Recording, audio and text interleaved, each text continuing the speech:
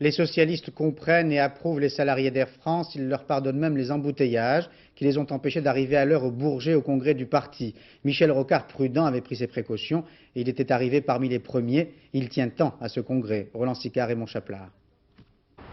Ce matin, Claude Estier était sur les nerfs. Il faut dire que sa mission était importante, recevoir en main propre le message de François Mitterrand aux socialistes, un peu plus, et tout était manqué. Je me demandais si tu étais bloqué quelque part. On était bloqué, on est passé par Garde Ligonnès.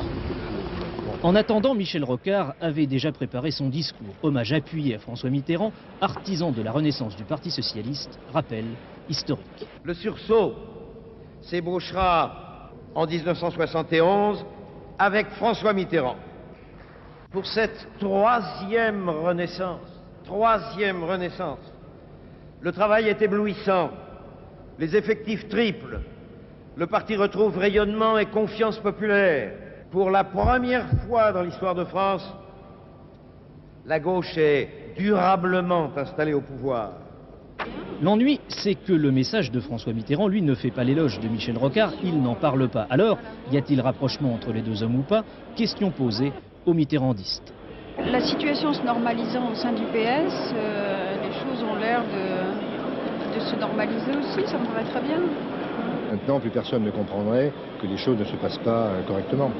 Je crois que François Mitterrand, il est là sur une analyse politique. D'autre part, permettez-moi de vous dire que vraiment, contrairement à ce que j'entends dire ici ou là, il n'a aucune animosité à l'encontre de Michel Rocard. Les mitterrandistes qui se montrent conciliants, pourtant au PS, l'équilibre reste fragile. Exemple, Fabius et Jospin, les ennemis d'hier, avaient beau être à un rang de distance, on ne les a pas vus se serrer la main.